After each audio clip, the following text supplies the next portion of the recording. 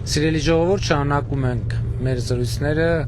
քաղաքացիական պայմանագիր կուսակցության համամասնական ցուցակի գործընկերների հետ եւ ներկայացնում եմ Անահիտ Ավանեսյանին, ով քաղաքացիական պայմանագիր կուսակցության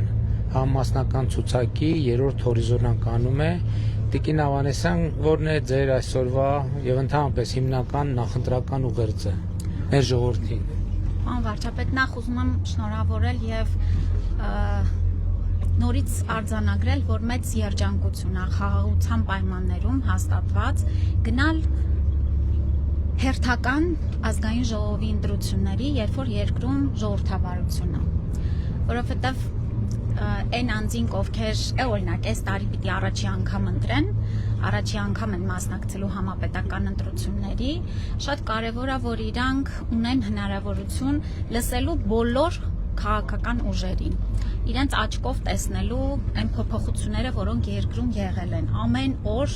արձանագրվում են եւ կարողանան ազատ կերպով ընտրություն կատարեն, իրենք որոշեն իրենց ապագան, իրենց այսօրը, որովհետև ժամանակին դա շատ մեծ շքեղություն էր մեզ համար թվում եւ կարծում եմ դա շատ թանկ ձեռքբերում է, որը մենք այսօր ունենք եւ ընտրությունն էլ շատ հստակ է, շատ։ Ընտրությունը նրա մասին է, որ մենք խաղաղությունը փայփայելով ծաղկացնում ենք Հայաստանը ու երիտասարդներ ջան, ձեր ապրելու երկիրն է լինում Հայաստանը, որտեղ դուք կարող եք ապրել, ստեղծագործել, աշխատել, կրթվել ամենալավ բուհերում եւ ճամփորդել, լինել մեծ աշխարհի մի մասը, լինել Հայաստանի քաղաքացի, բայց նաեւ աշխարհի քաղաքացի։ Չգիտեմ, 20 եվրոյով թռնել Եվրոպա, գնալ, տեսնել, բերել Հայաստան, ձեր 2 եվրոյով Կիպրոս։ Այո, 2 եվրոյով Կիպրոս։ Եվ ձեր զգալ ապրելով Հայաստանում, ունենալով ձեր հայկական ինքնությունը, երջանիկ լինելով Հայաստանում, լինել միևնույն ժամանակ մեծ աշխարհի մի մասը, եւ մենք այսօր այդ արդեն ունենք։ Մենք այսօր արդեն ապրում ենք այդ իրական Հայաստանում, եւ սա է ընտրությունը։ Ընտրությունը եռագլուխ պատերազմի կուսակցության մեջ է, որը տարբեր մեծ ու փոքր գլուխներ ունի, որոնք տեսանելի են եւ անտեսանելի, եւ մյուս ընտրությունը քաղաքացիական պայմանագիր կուսակցությունն է, որը ազնիվ, բաց, թափանցիկ նախ ներկայացնում է այս տարիների ահռելի աշխատանքը, որը ուղղված է հենց մեր բոլորի ընտանիքների բարեկեցությանը, օրինակ մեր երեխաների առողջությանը, մեծահասակների, ընդհանրապես բոլորի առողջությանը, կրթությանը, ճանապարհներին,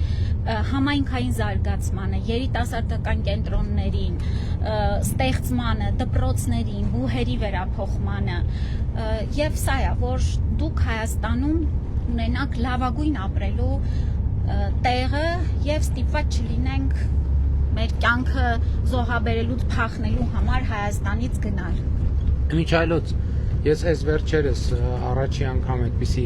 համարձակություն դրսևորեցի, արձանագրելու, որ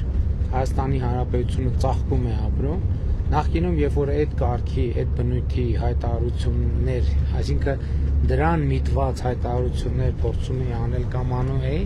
դրանք շատ մեծ դիմադրության էին արժանանում, եւ ինձ շատ հետաքրքրեց եւ հուզեց, որ այս անգամ, երբ որ իհարկե մենք ուղի եթերում մեր այցելությունների վայրերը ցույց տալով, կառուցված ճանապարհներ եւ այլն վերականգնվող մանկապարտեզներ, այդ արձանագրումը արեցի, ինձ հետաքրքրեց, հուզեց, որ շատ մեծ արձագանք ստացավ այդ հայտարարությունը եւ ես առաջին անգամ էր, որ դիմադրություն չզգացի այդ պնդմանը, որ Հայաստանի Հանրապետությունը ծաղկում է եւ այստեղ իհարկե ինչքան էլ մենք նկատի ունենք քաղաքական գործունեություն ընդհանուր առմամբ, բայց առողջության ապահովագրությունը ես զգում եմ, որ իսկապես ինքը շատ մեծ փոփոխություն եւ շատ մեծ բարեփոխում է եւ ակնհայտ է, որ երկրում տրամադրության փոփոխության վրա շատ էական ազդեցություն ունեցել։ Եվ ելի եմ ասում, մենք անդադ շեշտում ենք, որ 65+ տարիքի մեր թոշակառուների համար է այդ ծրագիրը եւ այդպես է, բայց շատ կարեւոր եմ համարում նրանց ընտանիքի անդամներին, նրանց զավակներին, ովքեր ասում եմ միշտ այդ տարիքի ծնող ունեցողը միշտ որոշակի լարվածություն է ունենում, բայց եթե ինչ որ խնդիր լինի, ինչպես ենք մենք դա լուծելու, հիմա մեր պետությունը կանգնած է քաղաքացիների կողքին եւ ես կուզենայի նաեւ ձեր տպավորությունները կիսեք այդ թեմայով, մենք ուր ենք նախ արձանագրենք, որ մենք ի վերջո հիմա հետայած շատ ուրախ ենք, որտեղ շատ անորոշություններ եւ լարվածություններ կան եւ այս բարեփոխումը նաեւ ցույց տվեց, որ մեր այն պնդումը, որ մենք ոչ միայն կարդում ենք կամ զեկույցներ, մենք զգում ենք նաեւ երկիրը, նրա կարիքները եւ նաեւ մի հերրակա եւ մենք մեր ժողովրդին զուգահեռ ենք մտածում, սա շատ կարեւոր արձանագրում է եւ հիմա համակարգի գործունեության մասին որոնք են մեր վերջին տվյալները եւ մեր վերջին տպավորությունները։ Պարոն վարչապետ, իհարկե երբ որ մեկնարկում էինք, իսկապես անգամ նոյեմբեր-դեկտեմբեր ամսին, չնայած որ շատ երկար ենք պատրաստվել եւ պատրաստվել ենք մաս բարեփոխումներ անելով, բայց միևնույնն է մեր ցանկություններ, որ մարդիկ միանգամից կան ազդեցությունը եւ առաջի փորձառությունները դրական լինի։ Եվ ուրախ եմ, որ այսօր ականատես ենք, որ չկա մի տուն, որտեղ մտնենք եւ նրանցից ինչ որ մեկը օգտված չլինի առողջության ապահովագրությունից, եւ այդ թվերը մենք 1.700.000 ապահովագրված շահառուներ ունենք։ Այս պայն արդեն 1.700.000։ Ես ասեմ, որ պարոն վարչապետ, նաեւ այդ ձեր կոչը, որ 200.000 դրամից անց աշխատավարձը մարդկանց համար այդ մեծ երաշխիք ունենալու համար մենք այստեղ էլ փոփոխություն ունենք մարդկանց աշխատավարձի աճի հանգամանքով եւ արդեն մոտ 800.000 անձ օգտվել է որևէ ձևաչափով առողջության ապահովագրությունից մեծ կամ 800.000 մոտ 800.000 որևէ ծառայություն ստացել է իսկ սա ահռելի մեծ թիվ է սա որոշ մարդիկ բարբերական են ներողություն 800.000 մարդ ծառայությունը ստացել է շատ լավ է, բայց ուրիշ արձանագրում կա։ Փաստորեն մենք համակարգային առումով պատրաստ էինք 800.000 մարդուն ընդունել, ճանապարհել, որովհետև դա շատ կարևոր բան է։ Ես ուզում եմ ձեզ հիշեցնել պետպատվերի հետ կապված այդ փուլային փոփոխությունները, որ մենք անում ենք, ամեն փուլից հետո որոշակի ժամանակ հետո այդ աղմուկը, այդ որոշակի անհանգստությունը, լարվածությունը մենք զգում էինք, բայց նաև այդ լարվածության փուլերը անցնելու շնորհիվ է, որ մենք հիմա շատ ավելի պատրաստ ենք, որտեվ այդ ստրես տեստերը հաջողությամբ անցել են եւ ստրեսները հաջողությամբ անցել են եւ 800.000 մարդու մենք փաստորեն մի րոպե 4 ամսվա ընթացքում 800.000 մարդու արդեն 5-րդ ամիսն է, որ այդքան մարդ օգտվել է եւ հենց այդ էր, որ մենք տարիներին թե կապիտալ ծախսերով ենթակառուցվածքները ընդլայնեցինք, սարքավորումներով հագեցնում ենք, էլեկտրոնային նույն դեղատոմսերը մտցրեցինք, մյուս հատվածները մտցրեցինք եւ օֆերտայի ծրագիրը արեցինք, այսինքն փուլ-փուլով եկանք նախապատրաստելով համակարգը, որովհետեւ իսկապես շատ չբավարարված կարիք կար, պարոն վարչապետ, մարդիկ տարիներով հետաձգում էին իրենց աչքի վիրահատությունը, շատ անհրաժեշտ կենսական անհրաժեշտ վիրահատություններ դեղորայքի ստանալը եւ ըստ էության համակարգը կարողացավ այս մեծ հոսքը սպասարկել եւ արդեն ընկրել ենք ավելի ռուտին վիճակի մեջ։ Իմիջայլոց ասեմ, ես ուզում եմ մի վերջին նամակագրության մասին պատմեմ, որովհետեւ վերջերս մի քաղաքացի ինձ նամակ էր գրել գործնականում նախորդ շաբաթ, որ ես ինձ հրաժարվեցին վիրահատել առողջության ապահովագրության համակարգով եւ այլն, ես նամակը վերահասցեագրեցի առողջապահության նախարարին եւ հանձնարարության, որ պարզել թե ինչն է պատճառը, որ մարդուն մերժել են եւ պատասխանը շատ հետաքրքիր էր, պարզվեց, որ ցուցված չի մարդուն վիրահատություն, այսինքն այս խնդիրը կա, այսինքն մարդը գնում է բժշկի, ասում է ինձ վիրահատեք, բժիշկը նայում է, ասում է դուք վիրահատության կարիք չունեք, մարդը ասում է չէ, ինձ վիրահատեք, Ժողովուրդ ջան, այդ այսինքն այնուամենայնիվ բժիշկներն են որոշում, մենք վիրահատության կարիք ունենք, թե չունենք, եւ սա իհարկե ես հասկանում եմ, այսինքն բուժումը վիրահատություն եւ չվիրահատության մեջ չի, կան նաեւ իհարկե թերապևտիկ բուժումներ, ինչպես բժիշկները սիրում են ասել, կոնսերվատիվ լուծում բուժումներ եւ այլն, այսինքն այդտեղ այդ դեպքը այն չէր, որ մարդուն, այսինքն ինքը նենց էր գրել, որ այ առողջության ապահովության համակարգը հրաժարվում է ինձ վիրահատի, բայց այո, հրաժարվում է, որովհետեւ քաղաքացին վիրահատության կարիք չունի, այստեղ է ամբողջ խնդիրը եւ ուզում եմ սա անպայման հաշվի առնել։ Վերջը ես հիմա շատ զարմացած եմ, որ էլի եմ ասում, որ ես հիշում եմ 2025 թվականի ամեն դեպս օգոստոս մինչև նոյեմբեր ամիսներին իմ մասնակցությամբ երևի տասնյակներ։ Ես ընթացքում տասնյակներ վերջին ամիսներին է քննարկումներ են եղել եւ ես հիշում եմ որոշումներ կայացնելու գործընթացը եւ ես հիշում եմ որ հոռետեսությունը ավելի շատ էր քան լավատեսությունը, բայց ի վերջո ես շատ ուրախ եմ որ երկար քննարկումների արդյունքում ընդհանրապես դա է կարևոր։ Ես այդ աշխատավոճն էլ եմ սիրում, որ քննարկում ենք, որ համոզվենք, որ բոլոր հնարավոր կարծիքներ լսեցինք, բայց X պահի պետք է կայացնել որոշում եւ այդ որոշումը իրականացնել եւ ես շնորհակալ եմ, որ այդ որոշումը պատշաճ մակարդակով իրականացվել է, բայց հիմա ուրիշ հարցի կանդրադառնայի, պարոն Միրզոյանի հետ խոսակցության ժամանակ էլ խոսեցինք, ես կուզենայի դուք ձեր տպավորությունները կիսեիք մեր ներկուսակցական քվեարկության արդյունքների վերաբերյալ, որտեղ ասում եմ շատերը ես զգում եմ, որ նույնիսկ ասենք ծանոթ մարդիկ այնպես վերաբերվում են, որ այդ իրականում ես մաքսիմում կամ եւս մի քանի հոգի նստել գրել ենք այդ ցուցակը, հետո դե քվեարկությունն էլ տենց անտուրաժի համար իրականացրել ենք, դե որ տենց լինի։ Ես կուզենայի ձեր տպավորությունները կիսեք, ընդ որում ուզում եմ հիշեցնել, որ նաեւ դուք կուսակցության վարչության տեխնացու որպես առաջադրված էիք, բայց չընտրվեցիք վարչության անդամ, բայց հիմա ընդամենը քանի ամիս անց է, մի քանի ամիս հետո փաստորեն քվեարկության արդյունքներով հայտնվեցիք համասնական ցուցակի 3-րդ հորիզոնականում։ Կուզեի որ ձեր փորձի մասին պատմեք։ Նախ իսկապես նման երևի փորձառություն որ չէր եղել Հայաստանում ներկուսակցական եղել էր, բայց այդ ժամանակ քաղաքացիական պայմանագիր կուսակցությունը փոքր կուսակցություններ Սայաթնովա 9-ում տեղավորվում։ Հանրային ազդեցությունը այդպես չէր։ Ընդ որում լուսաբանել ենք, բայց բնականաբար այն ժամանակ տենց ուշադրության չի արժանացել։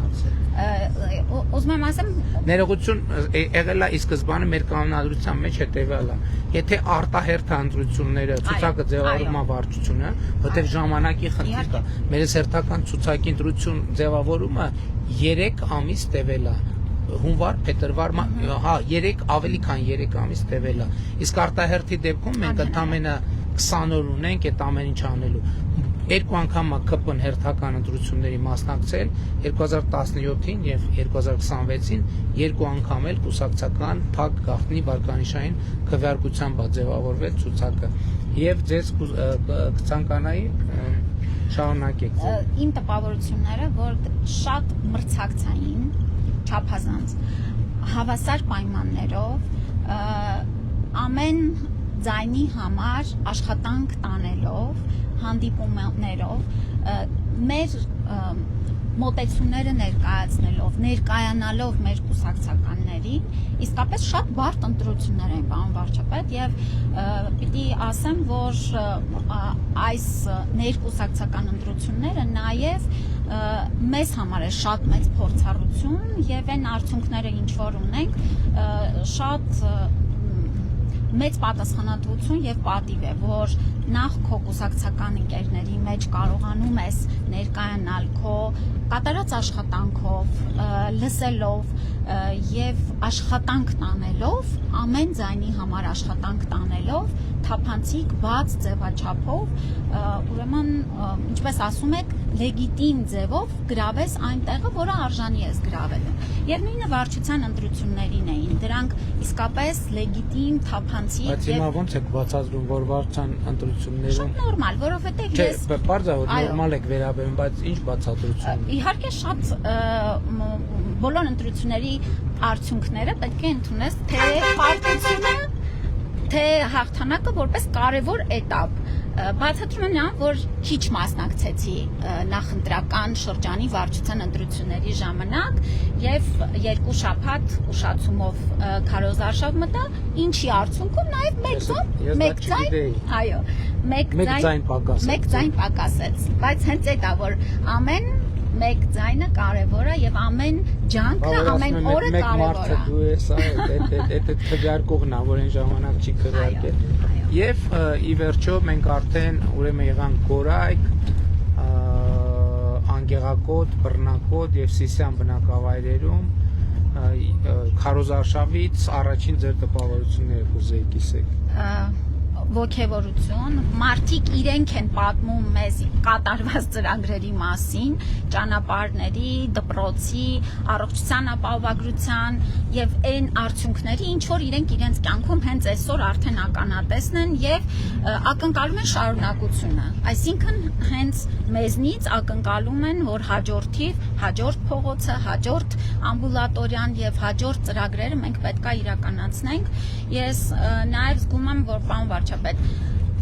այն ոգևորությունը եւ խաղաղության ընկալումը եւ տրամադրությունը, որ կա, ընտրությունների ժամանակ տրամադրությունը շատ կարևոր է, այսինքն ինչ տրամադրությամբ են ընթանում նախընտրական process-ները եւ տոնական տրամադրությունը, մարդիկ լսում են հաճույքով, քննարկում են եւ ուրախություն կա եւ սա շատ կարեւոր է, որ այն փորձերը, որ արվում են ամեն անհատին մեկուսացնելու եւ այդ կեղծ անտուրաժը ստեղծելու, որ իբրև ամեն ինչ վատ է, չի հաջողել, այլ հակառակը մարդիկ խաղաղության պտուղները գնահատում են եւ այն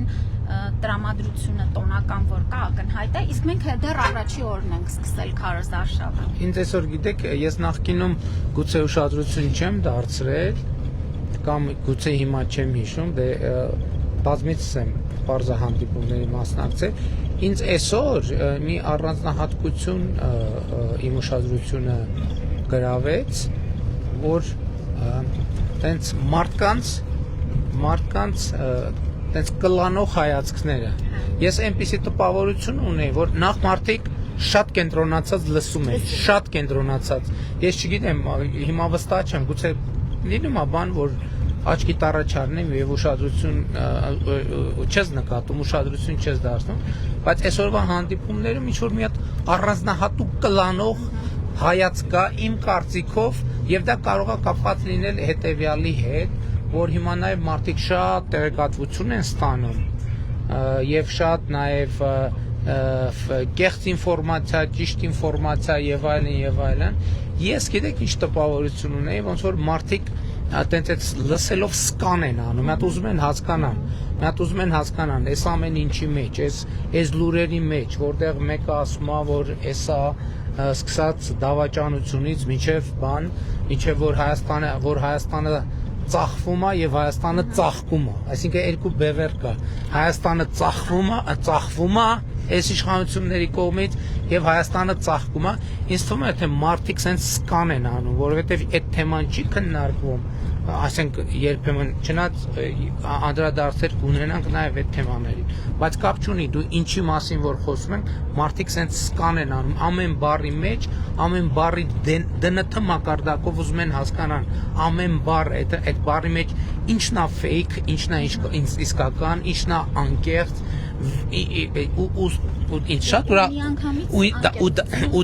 շատ ուրախացնում է, որովհետև ես համոզված եմ, որ այդ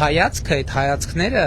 տեսնելու են ամեն ինչ, իրանք տեքստերն են ընկալելու, ենթատեքստերն են ընկալելու, կեղծիքներ են ընկալելու, անկեղծություններ են ընկալելու, ամեն ինչ ընկալելու են եւ սա է նաեւ այդ հայացքը, այդ կլանող հայացքն է նաեւ երաշխիքը, որ Հայաստանում հնարավոր չէ այլևս ժողովրդի կամքը ծռել, ժողովրդի կամքը նենգափոխել եւ ժողովրդին բան պարտադրել, առնել եւ այլն եւ այսպես շարունակ եւ դա շատ կարեւոր հայացք է, այդ փոփոխությունը, այդ քաղաքացու հայացքը, որ կանգնած է եւ ուղիղ նայում է եւ կլանում է ամեն բառը բաններ այն շերտային տոմոգրաֆիա, որ ենթարկում են, չէ՞։ Համակարգչային տոմոգրաֆիա ենթարկում ամեն բառը, ու սա շատ հոյակապ նորություն է, ես սրա համար շատ ուրախ եմ։ Հիմա Տիկին Ավանեսյանի շրջանում նաև այս վերջին իհարկե առաջին օրինակ Քարոզարշավի, բայց վերջին ամիսներին մենք անդադ շփվում ենք մարդկանց հետ։ Ձեր զգացողությունը ինչ է ասում, ինչ արդյունք եք կանխատեսում։ Ես կարծում եմ սահմանադրական մեծամասնությունը լրիվ իրատեսական, անգամ այսօր, երբ որ առաջի օրն է, պարոն վարչապետ, եւ ինչպես ասում եք, իրանք նաեւ այսօր մի քանի հոգի նորից ասեցին տարիքով անձանցից, ասում են մենք գնահատում ենք, որ դուք մեզ եք դիմում, այնքան հետաքրքիր բան ասեցին, ասում են մենք զգում ենք, որ դուք մեզ եք դիմում։ Այսօր հետաքրքիր բան է։ Այդ արտահայտությունը այտենց շատ բան արեց, էլի, որ իրանք հասկացել են, որ մեր խոսքը իրանց է ուղղված։ Այստեղ գիտեք հետաքրքիրը ինչն է։ Այսօր գործընկերների ուշադրությունն եմ հրավիրում դրա վրա։ Այդ բանը, որ ես 2000 ինձ թվում էր թե բոլոր այն հատվածներում, երբ որ ասում եմ եւ այդ մեկ մարդը դու ես, որտեղ ասել եմ ինչ որ մի վարքյանից մարդիկ սկսել են ծափահարել, դա ինքնաճանաչումն է, դա արձանագրում է, որ իրանք հասկանում են, որ այդ մի մարդը իրանք հասկանում են, որ իրանք են որոշում։ Այս ամենակարևոր բանն է։ Իրանք այդ ծափահարելը իմիջիալը դες չեմ հիշում, ես այս խոսույթ օգտագործել եմ նախկինում եւ իհարկե հիմնականում հրապարակներում, որտեղ ուրիշ միջավայր է, բայց այդ ծափահարությունը նշանակում է մարդը իր իշխանությունը զգացել է, մարդը զգացել է երկրի տիրոջ իրակարգավիճակ ու մարդը գիտի, որ ինքն է որոշում խորհրդանական ընտրությունների ելքը, ով ուզում առնի ընդդիմություն, իշխանություն, fake ինֆորմացիա, հիբրիդ, ոչ հիբրիդ եւ այլն տեխնոլոգիա, չգիտեմ ինչ կապ չունի, ինքը գիտի, որ ինքն է որոշում եւ դա ամեն հեղափոխության եւ խաղաղության ամենակարևոր արդյունքն է, որովհետեւ խաղաղությունն էլ է կարևոր, որովհետեւ ուրիշ բան է սպառնալիքի ներքո որոշում կայացնելը, որ մարդը մտածում է, որ չգիտեմ ինչ վիճակ է, ուրիշ բան է ազատության